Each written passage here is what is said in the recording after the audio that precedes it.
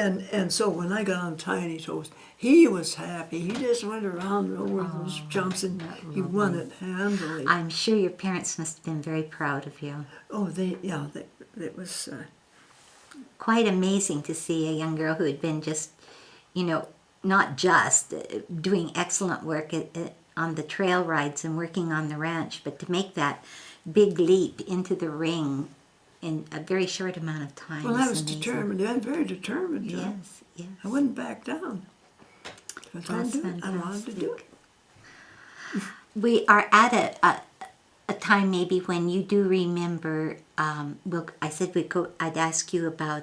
I haven't asked you about your schooling yet. Maybe we should do that. Where did you go to school? Well, to start with, Mother hired a teacher, and she waited till Peggy was old enough to start. Oh, so there'd be two of you. Yeah, so Peggy was 5, and I was 7.5 when we started school. It's grade 1. And, of course, there's just the two of us. She really crammed us. And it was right here on the ranch? Yeah, right here. In that little school? That was built in one day for the schoolhouse.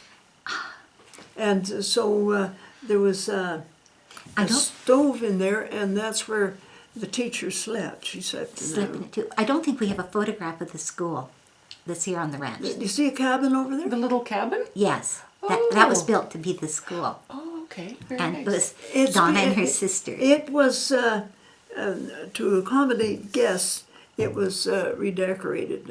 As I say, they built a fireplace and reframed the windows and put a new roof on it and Later. stuff like that. But there were no other children in the area that would have gone to school? No other children. I was so lonely. Yeah. Oh. Well, so did you ever go to school in Cochrane? Yes, we did. Very miserable and unhappy in Cochrane. Well, I came from the country. I was a little bit picked on. Yeah, I had a little trouble. But not perhaps so much the kids my age. I usually got along fairly well. The older ones were really nasty. They'd show their teeth and hiss and say nasty things. I was terrified. Copperthorns. Oh, the big, mighty copperthorns. They were very rude to me as a child. But in addition to going to school, you were getting some wonderful private teaching from Mrs. Pocaterra, weren't you? Norma Piper Pocaterra. It didn't start till I was, I think, 14, going on 15. Could you tell us about that? Yes, Mr. Cobb is just a dear old man that used to spend summers with us and rode on the trail rides and stuff like that.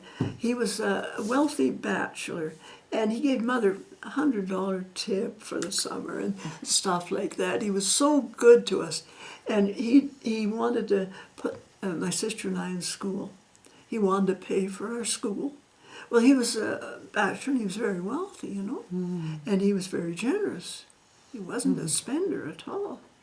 And anyway, so Mother Mother and Dad didn't care for that idea at all.